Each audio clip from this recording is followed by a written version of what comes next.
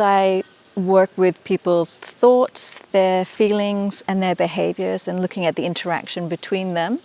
And in particular, I work with treatment of trauma and addictions. Yeah, I have a strong background, an academic background, which means I'm very comfortable looking through all the research trials that are going on at any given time. And there's thousands of them.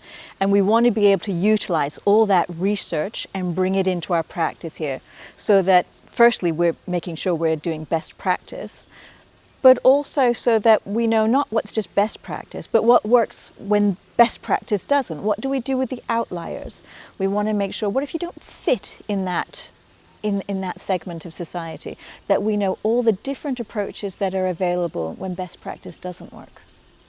Whoever comes to the centre, they're the expert in their lives, and I might be an expert in psychotherapy, but together we can form a team, find out what works best for a specific client, and then tailor the program to fit the client.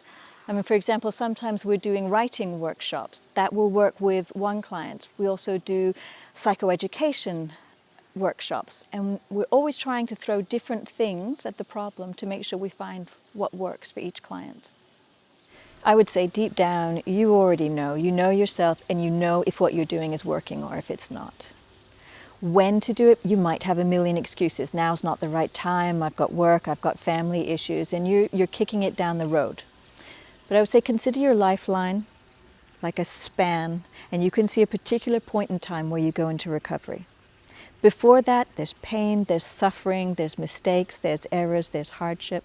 Afterwards, you have recovery, you have health, you have healing. It's not easy, but it leads to calm and peace and more enjoyment in your life. That point, that transition point, where do you want it to be? Do you want to be towards the end of your life and you have pain and distress for much longer? Or do you want to bring it forward? Can't change the past, but we can bring it forward, do it now, and we extend that period where you're in healing and recovery and enjoying your life.